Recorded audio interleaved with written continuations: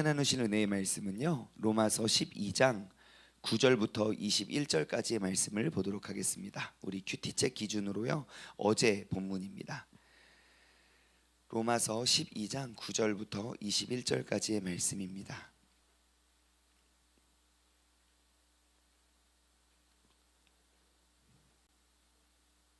로마서 12장 9절부터 21절까지의 말씀 한 절 한 절 교독하도록 하겠습니다. 사랑에는 거짓이 없나니 악을 미워하고 선에 속하라. 형제를 사랑하여 서로 우애하고 존경하기를 서로 먼저 하며 부지런하여 게으르지 말고 열심을 품고 주를 섬기라. 소망 중에 즐거워하며 환난 중에 참으며 기도에 항상 힘쓰며 성도들의 쓸 것을 공급하며 손 대접하기에 힘써라. 너희를 박해하는 자를 축복하라. 축복하고 저주하지 말라. 즐거워하는 자들과 함께 즐거워하고 우는 자들과 함께 울라. 서로 마음을 같이하여 높은 데 마음을 두지 말고 도리어 낮은 데 처하며 스스로 지혜 있는 채 하지 말라. 아무에게도 악을 악으로 갚지 말고 모든 사람 앞에서 선을 도모하라. 할 수 있거든 너희로서는 모든 사람과 더불어 화목하라. 내 사랑하는 자들아, 내가 친히 원수를 갚지 말고 하나님의 진노하심에 맡기라. 기록되었으되 원수 갚는 것이 내게 있으니 내가 갚으리라고 주께서 말씀하시니라. 내 원수를 줄이거든 먹이고 목마르거든 마시게 하라. 그리함으로 내가 수부를 머리 위에 쌓으니. 함께 읽겠습니다. 악에게 지지 말고 선으로 악을 이기라. 아멘, 아멘, 아멘, 아멘. 네, 오늘 또 새벽 예배에 오신 여러분 모두를 주님의 이름으로 환영합니다. 우리 앞뒤저 반갑게 인사하겠습니다. 참 잘 나오셨습니다. 반갑습니다. 환영합니다. 축복합니다. 아름다운 아침입니다. 예, 정말 아름다운 아침인 것 같습니다. 우리가 그 주일 말씀 이어서 우리가 이제 쭉 살펴보면요, 로마서 12장은 굉장히 중요한 전환점을 맞는 그런 장입니다. 사도 바울이 로마서 크게 이제 로마서를 크게 둘로 나누면 더 뭐 셋으로 넷으로 나누면 더 세세하게 나눌 수 있지만 크게 둘로 나누면 로마서 1장부터 11장까지는 우리는 믿음으로 말미암아 구원을 받는다, 이신득의에 대한 이론, 그 이론적인 개념을 쭉 설명했다면 12장부터 16장까지는 그것을 이제 실천으로 우리가 옮길 수 있는 그러한 전환점을 12장 1절에 맞게 되었죠.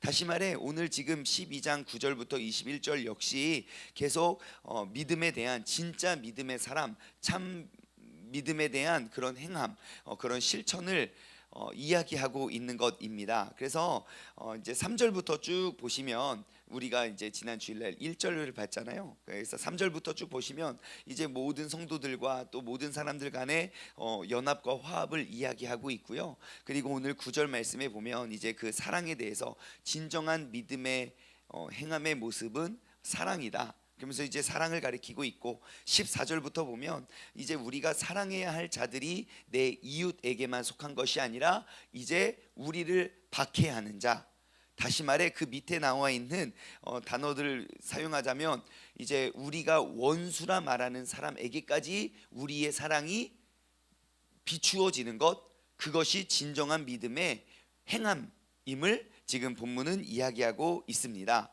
자, 그래서 우리가 오늘 본문 말씀이 너무너무 중요한 대목이고, 우리가 정말 진정한 믿음의 사람이라면 우리 모두가 꼭 지녀야 할, 우리 모두가 꼭 누려야 할 정말 큰 주님의 은혜이고 축복임을 우리가 다시 한번 본문 말씀을 통하여 발견하길, 그리고 오늘 하루의 삶을 통해서 이 진리들을 우리가 삶으로 살아가기를 주님의 이름으로 소망합니다.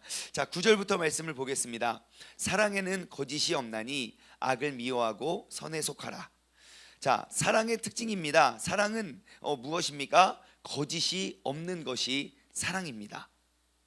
자, 여기에 기록되어 있는 그 사랑이라는 단어, 여러분 우리가 이제 숱하게 사랑에 대해 관심이 많고 또 사랑에 대한 설교를 많이 들어서 헬라어에는 사랑이라는 단어가 크게 보면 4개, 그래도 작게 보면 4개, 크게 보면 3개쯤 있는 것 같아요. 예, 뭐 이웃을, 형제간에 이웃을 뜻하는 필로우 사랑, 그 다음에 정말 조건이 없는 무조건적인 에로스, 아가페 사랑, 그리고 사람들끼리 서로 간에 정말 사랑의 감정을 누리고 그 육체적인 사랑을 에로스 사랑, 뭐 이런 거 잘 알고 있는데, 지금 9절 말씀에 기록되어 있는 이 사랑은요, 조건이 없는 무조건적인, 하나님이 죄인이었던 우리를 그냥 택하여서 야, 너 내 자녀다 라고 조건 없이 사랑하시는 그 무조건적인 아가페 사랑을 의미합니다. 자, 아가페, 조건이 없는, 즉 하나님이 아니고서는 우리에게 누구도 우리가 나누어 줄 수 없는 그러한 사랑, 그리고 그 아가페 사랑의 모형이 바로 이 육체 가운데, 우리의 삶 가운데는 부모님과 자녀와의 사랑을 우리는 설명할 수 있을 것 같아요. 예, 그래서 그 조건이 없는 그 아가페 사랑, 자, 그 아가페 사랑의 특징은 무엇입니까? 거짓이 없다는 것입니다. 진실하고 진솔하고 어떠한 가식적이지 않고 꾸며내지 않은 사랑이 바로 아가페 사랑의 특징이죠. 여러분, 그럼 여러분들이 지금 행하고 있는 그런 사랑을 우리가 한번 돌아보지요. 여러분, 이웃을 향한 사랑의 가식이 있습니까? 없습니까? 있지요? 예, 있습니다. 자, 그러면 여러분이 하는 사랑 중에 하나님을 향한 사랑의 가식이 있습니까? 없습니까? 하나님과 여러분의 사이 가운데 여러분들이 하나님께 드리는, 올려드리는 그런, 표현하는 그런 사랑 표현에 가식이 있나요? 없나요? 뭐 이웃에게는 내가 뭐 다 드러나 보이니까 뭐 가식적일 수 있지만, 하나님에게도 여러분 가식적으로 사랑하십니까? 그럼 한번 답을 풀어봐 보죠. 우리가 하고 있는 사랑에, 그러니까 내가 지금 하고 있는 사랑에 거짓이 담겨 있다면, 사랑에는 거짓이 없다고 본문은 이야기하고 있는데요, 우리가 하고 있는 사랑에 거짓이 담겨 있다면 그 사랑이 점점점 자라날까요? 자라나지 못할까요? 거짓이 담겨 있는 사랑이라면, 사랑을 한다고 해도, 아무리 사랑을 주고 아무리 사랑을 한다고 해도 그 사랑이 점점점 커질까요? 아니면 어느 정도에 머물러 있을까요? 절대로 자라날 수가 없겠죠. 거짓이 있는데 거짓을 감추기 위한 또 다른 거짓을 할 수밖에 없습니다. 드러내 보이고 들추어 보이면 결국 남아있는 건 하나도 없거든요. 여러분, 우리가 하나님에 대한 사랑을 한번 점검해 보시죠. 여러분들이 이 자리에 나와서 예배드리는 그 모습 그대로를 우리가 삶으로 살아가신다면, 여러분, 우리가 그냥 예배에만 참석해도 우리의 믿음과 신앙은 자라날 수밖에 없습니다. 우리가 지금 이 모습, 우리가 하나님께 올려드리는 우리의 찬양과 우리의 기도와 우리의 간구와 하나님의 말씀을 듣고 순종하는 그러한 순종이 우리의 삶의 모습이 된다면, 그것이 하나님 앞에 하나님이 보시기에 우리가 거짓이 없는 모습이라면, 여러분, 하나님을 향한 우리의 사랑은 날로 날로 커질 것입니다. 그런데 우리의 믿음이 아무리 열심히 우리의 신앙생활을 해도 자라나지 못하게 하는 그 걸림돌이 무엇입니까? 바로 내 안에 거짓이라는 거예요. 하나님을 향한 그 사랑의 표현에 거짓이 있기 때문인 거예요. 우리가 성도들 사이에 관계가 깊어지고 넓어지지 못하는 이유가 무엇입니까?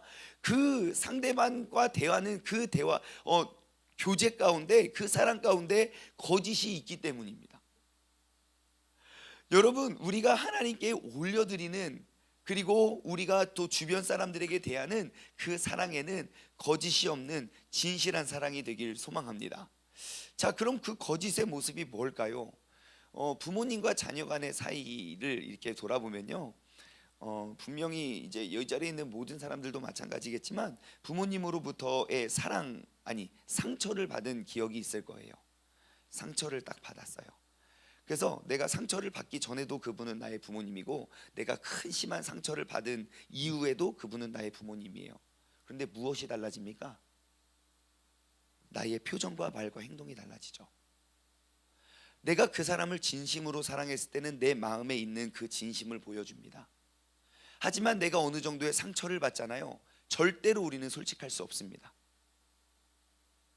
좋아도 좋다고 표현하고요, 싫어도 좋다고 표현합니다. 왜냐? 그 상처 때문에 나를 감추지 않고서는, 내가 솔직히 드러내서는 또 다른 상처를 내가 받게 되죠. 충만아 이거 어때? 네, 예뻐요. 아, 예쁘다. 와. 우리는 아주 좋은, 그리고 아주 그냥 그와 나 사이에 그냥 편안한 관계를 유지할 수 있을 정도의 거짓과 가식을 포함하여 우리의 사랑을 표현합니다. 그러니 물론 갈등은 이전보다 적을 수 있겠죠. 물론 그러면 충돌을 피해갈 수 있겠죠.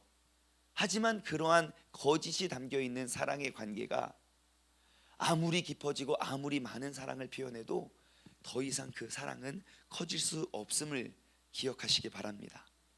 여러분, 우리의 이 사랑, 구절에 기록되어 있는 이 사랑은요, 하나님이 나에게 조건을 달아두고 그 조건 어느 정도만 포함하고 보여지는 사랑이 아닙니다. 이 사랑은 아가페, 즉 조건이 없는 그냥 무조건적으로 사랑하는 그 사랑, 그 하나님의 마음에는 거짓이 없대요. 우리가 그 사랑을 입은 사람이라면, 그리고 그 사랑을 바라고 우리가 천국을 향한 그 소망을 이루기 위한 성화되어져 가는 그러한 삶을 살아가는 믿음의 사람이라면, 여러분, 내가 이웃을 향한, 하나님을 향한 그러한 진솔한 사랑을 오늘 하루 동안도 우리가 회복하며 나아가기를 소망합니다. 자, 다시 9절 말씀을 돌아가 볼까요? 사랑에는 거짓이 없대요. 그리고 그 거짓이 없는 사랑의 또 다른 특징은 무엇입니까? 우리가 어떻게 해야 될까요? 악을 미워하고 선에 속하래요. 악을 미워하고 선에 속하래요. 이게 바로 진정한 믿음의 사람의 자세가 되어야 합니다. 자, 여러분, 미워하는 게 뭔지 아시죠? 내가 누군가를 미워하면, 여러분, 그 미움의 이제 증상이 어떠한지 아시죠? 미워하는 사람들이 막 나에게 막 다가오면 어떻게 합니까? 나도 막 같이 그래요? 아니요, 그거 사랑하는 사람입니다. 미워하는 사람이 다가오면 움찔하고요. 거짓의 마스크를 쓴 모습으로 보여주던지 아니면 피합니다. 그렇죠? 자, 지금 본문은 이야기하고 있습니다. 뭐를 미워해야 된다고요? 악을 미워하라고요. 여러분, 믿음 생활이 그럼 무엇입니까? 악을 미워하는 게 믿음 생활이에요. 죄를 미워해야 된다고요. 근데 우리는 죄는 되게 가까이 여기고 죄는 쫓아가면서 사람을 미워해요. 죄를 행하는 사람을 미워하는 게 아니라 그 죄를 미워해야 돼요. 우리가 진정으로 우리가 예민하고 민감하게 반응해야 될 것은요, 악이 나에게 공격하고 악이 나에게 다가왔을 때 우리가 오는 악을 내가 어떻게 하겠습니까? 하지만 내 안에 머무는 악은 내가 제할 수 있습니다. 악이 내게 왔을 때 이게 악이네 라는 것을 발견한다면 그것을 멀리하고 피해야 된다는 거예요. 내 안에 뿌리 내리고 자리 잡지 못하게 우리가 미워하고 싫어해야 돼요. 막 이렇게. 여러분, 사람을 미워할 것이 아니라 그 속에 죄를 미워하십시오. 우리가 그렇다면 우리는 왜 악을 미워해야 됩니까? 답은 간단합니다. 우리가 어제 주일날 나눴던 말씀 1절 말씀 볼까요? 로마서 12장 1절로 한번 돌아가 볼게요. 그러므로 형제들아, 내가 하나님의 모든 자비하심으로 너희를 권하는데, 보십시오, 너희의 몸을 하나님께서 기뻐하시는 거룩한 산 제물로 드려라. 하나님께서 기뻐하시는 거룩한 산 제물, 하나님께서 기뻐하시는 삶은 어떠한 삶입니까? 거룩한 삶, 거룩한 모습입니다. 그 거룩한 몸은 무엇을 말합니까? 악을 미워하는 것입니다. 내가 거룩하길 원하고 거룩한 산 제물이 되어 하나님을 기쁘시게 하는 그러한 삶을 살기 위해선, 여러분, 악이 내 안에 오는 걸 막을 수는 없지만 내 안에 머물러서 행하는 것들은 우리는 막아낼 수 있는 것입니다. 여러분, 악을 미워하고 선에 속하십시오. 오늘 하루를 살아갈 때 내가 미워해야 할 그 대상에 예민하게 레이더를 세워보십시오. 그리고 내 안에 내가 자꾸 본능적으로 쫓아가고 따라가는 그 악을 미워하고 더욱더 말씀 속에서 우리가 거할 수 있는 복된 하루가 되기를 소망합니다. 10절로 넘어갈까요? 자, 형제를 사랑하고 서로 우애하고 존경하기를 서로 먼저 하며. 우리 믿음의 사람이 표현해야 할 그 사랑에 대해서요 굉장히 세세하고 구체적으로 가르쳐 주고 있어요. 우리가 형제를 사랑하는 것, 그 사랑의 모습이 무엇입니까? 서로 우애하는 것. 자, 우애는 뭡니까? 여기 큐티책에 나와 있잖아요. 형제나 친구 사이에 도타운, 이게 도타운 오타 같은데요. 예, 정과 그 사랑, 우리가 서로 나누는 거죠. 자, 서로를 사랑하고 또 정을 나누고, 그리고 서로 존경하기를 먼저 하래요. 우애와 존경을 서로의 관계 속에 먼저 하래요. 여러분, 이렇게 하면 사랑은 유지됩니다. 미움이 앞서는 것이 아니라 서로에 대한 존경과 존중과 우애가 먼저 하다 보면요, 사랑은 점점점 커질 수밖에 없습니다. 사랑을 표현하는 방법 중에 하나가 선물이죠. 선물. 예, 그냥 내가 무엇인가 계산을 하고 이 사람한테 받을 걸 기대하고 선물을 주면 그거는 거짓 있는 가짜 사랑이고요.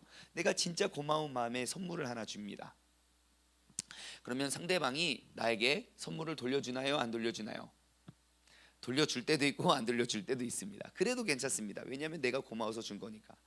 그런데 내가 또 다른 선물을 또 먼저 줬다고 칩시다. 선물을 한 번 받고 두 번 받고 세 번 받으면 그 받은 사람의 마음은 어떨까요? 내가 그에 합당한 선물을 돌려주던지 아니면 그에 합당한 사랑의 마음, 고마움의 마음이 안에 담겨져 있겠죠. 항상. 그리고 무엇인가 좋은 게 나에게 들어오거나 좋은 게 나에게 생기거나 그 사람에게 필요한 무엇인가가 내게 주어졌을 때 어떻게 하겠습니까? 그 사랑을 또다시 먼저 주겠지요. 여러분, 그러한 사랑의 빛, 아름다운 사랑의 빛을 계속 준다면요, 어찌 그 관계가 깨지거나 무너질 수 있겠습니까? 여러분, 우리가 서로를 우애하고 존경하기를 먼저 하는 것이, 그것이 바로 아가페, 사랑, 그리고 믿음의 사람의 실천이고 행함임을 기억하시기 바래요. 여러분, 회복하고 싶은 관계가 있습니까? 존경하기를 먼저 하십시오. 그 사람이 나에게 하기를 기다리는 것 말고요, 우리가 진정으로 행해야 할 그 믿음의 실천적인 행함은요, 먼저 하는 것입니다. 먼저 손 내밀고 먼저 나눠주고 먼저 다가가는 것. 여러분, 그 사랑으로 먼저 다가가는 그러한 사람이 되길 바래요. 11절입니다. 자, 부지런하여 게으르지 말고. 보십시오. 여러분, 우리가 사랑을 실천하는 것에는 부지런해야 돼요.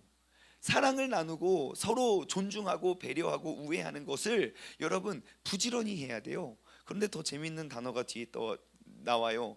열심을 품고 주를 섬기라. 자, 지금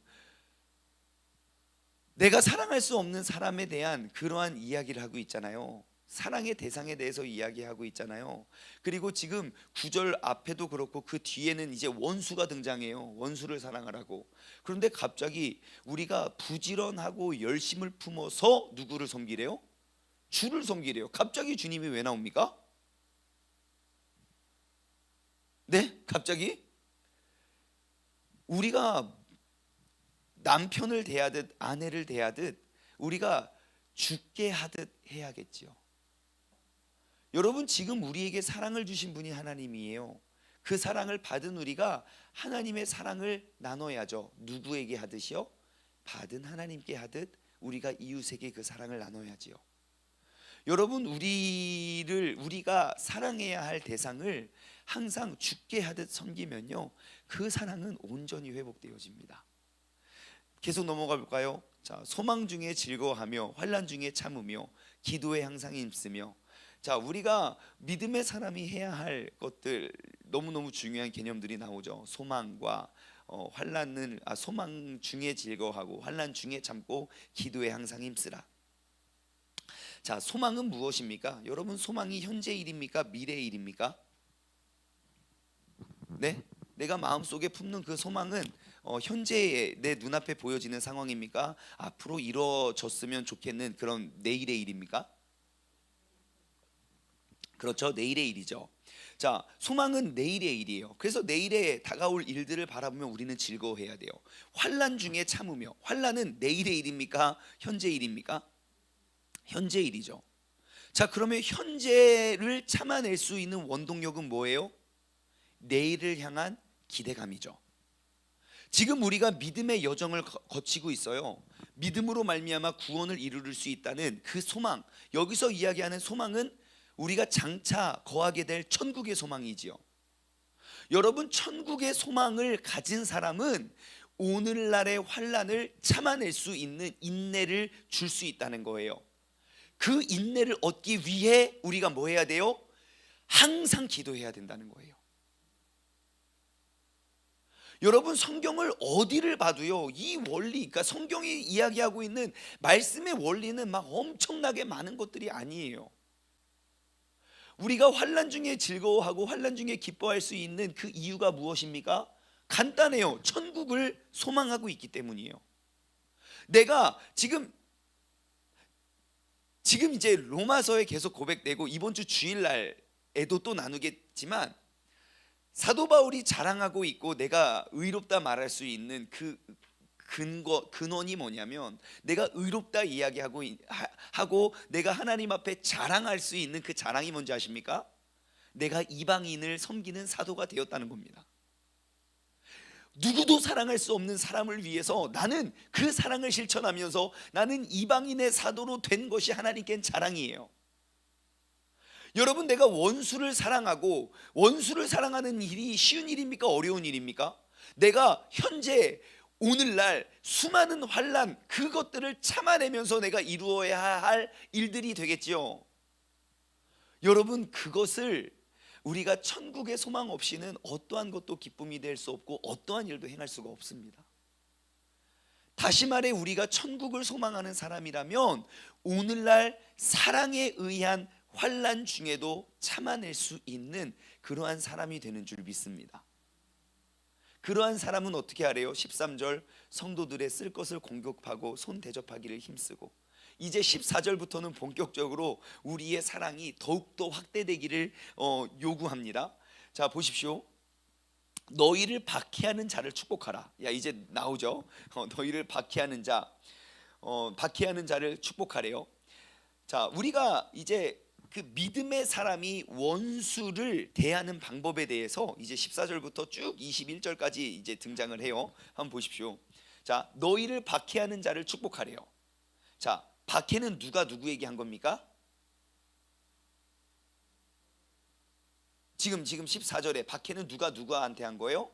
남이 나에게 한 게 박해죠. 자, 그러면 축복은 누가 누구에게 해야 되는 겁니까? 내가 남에게 해야 되는 거죠. 그러면 내가 해야 할 것이 무엇입니까? 축복이에요. 남이 나에게 무엇을 하든지 간에. 여러분, 이게 믿음의 사람이고 이게 하나님의 사람이에요. 남이 나에게 한 그대로를 되갚아 주는 게 아니고요, 하나님이 나에게 행하신 일들을 내가 남에게 하는 거예요. 남이 나에게 하는 그대로 내가 되갚으면 그거 하나님 없는 사람도 다 그 정도는 해요. 오른뺨을 얻어맞으면 왼뺨을 돌려대는 게 아니죠. 왼뺨도 치고, 예? 남이 나의 오른팔을 요구하면 내가 왼팔을, 저 사람의 오른팔을 요구하고, 그거 하나님이 없는 믿음 없는 사람도 다 해요. 하지만 여러분 아시잖아요. 로마서는 1장부터 11장까지 그 믿음에 대해서만 설명해 주고 있다고요. 그리고 12장에는 우리가 그 믿음을 어떻게 행해야 되는지 이야기하잖아요. 너희를 박해하는 자, 남이 나에게 하는 것에 집중하지 말고 내가 하는 축복, 그 축복을 우리가 행하면서 살아가는 것입니다. 그리고 말씀은 이야기해요. 축복하고 저주하지 말아라.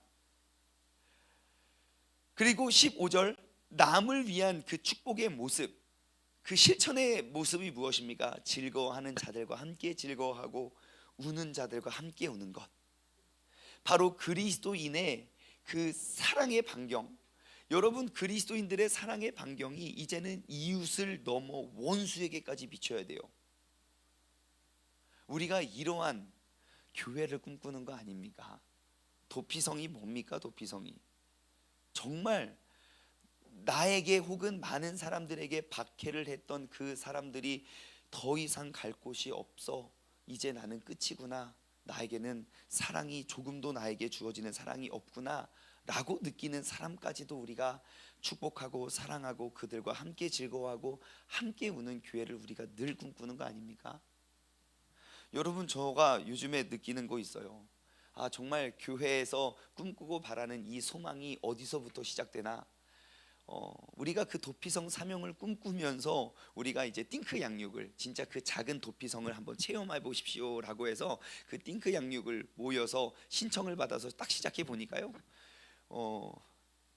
거의 다, 진짜 거의 다가 새벽 예배 참석하시는 분들만 오셨더라고요.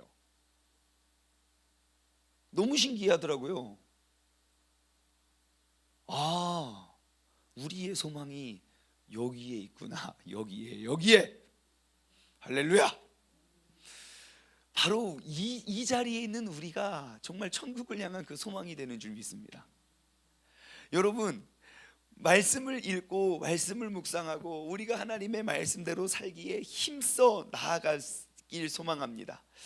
시간이 없으니까요, 쭉 16절부터 한번 쭉 읽어볼게요. 그냥 14절 돌아가서 우리가 결론을 맺지요. 읽어보십시오. 더 묵상을 해보시고요. 14절로 다시 돌아가면요, 너희를 박해하는 자를 축복하고 저주하지 말래요. 자, 여러분, 나를 박해하는 자를 축복하는 일, 다시 말해 원수를 사랑하는 일이 쉬운 일입니까? 어려운 일입니까? 어려운 일이에요. 물어보나 마나. 자, 그러면 원수를 사랑하는 일이 어렵지만 가능한 일입니까? 불가능한 만큼 어려운 일입니까? 어렵지만 가능하십니까? 야, 이거 정말 성자입니다. 아니요. 어렵지만 가능한 거 원수 아닙니다. 용서할 수 있는 사람인데요, 지금 여기서 말하는 원수는 어려워도 불가능한 거예요. 그게 포인트예요. 뭐냐? 나의 어떠한 인간적인 노력으로 가능할 만한 일이 아니에요. 그런데 우리가 원수를 축복하고 저주하지 말으래요. 그 밑에는 더 자세히 나와 있지만, 그것들이 가능할 수 있는 근거가 무엇입니까? 100% 나의 능력은 없어요. 다시 말해 100% 예수 그리스도의 능력으로 살아갈 때에만 가능해지는 일이 되는 줄 믿습니다. 내가 나를 박해하는 자를 축복할 수 있는 근원은 오직 100% 예수 그리스도의 능력, 다시 말해 내가 원수를 축복하고 원수에게 선한 일을 도모하고 그러한 것들을 내가 행하는 모습을 통해서 우리가 발견할 수 있는 건 무엇입니까? 내 안에 살아서 역사하시는 그 예수 그리스도의 능력을 경험하게 되는 거예요. 여러분, 내 안에 있는 믿음의 크기를 확인하는 것, 바로 내가 원수를 대하는 그 모습 속에 나와 있는 거예요. 얼마나 감사한 일입니까? 아멘이 잘 안 나오죠? 여러분, 나의 힘과 나의 능력이 아닌 오직 예수 그리스도의 능력으로 가능한 믿음에 도전하십시오. 나의 능력으로 할 수 있는 만큼, 품을 수 있는 만큼을 품는 게 아니라 예수님의 능력으로만 품어낼 수 있는 그곳까지 우리가 도전했으면 좋겠어요. 말씀을 묵상하는데 이러한 찬양 떠오르더라고요. 시선이라는 찬양. 후렴엔 이렇게 고백합니다. 모든 시선을 주님께 드리고 살아계신 하나님을 느낄 때, 나의 시선을 하나님께 드리고 살아계신 하나님을 느낄 때 내 삶은 주의 역사가 되고 하나님이 일하기 시작하네.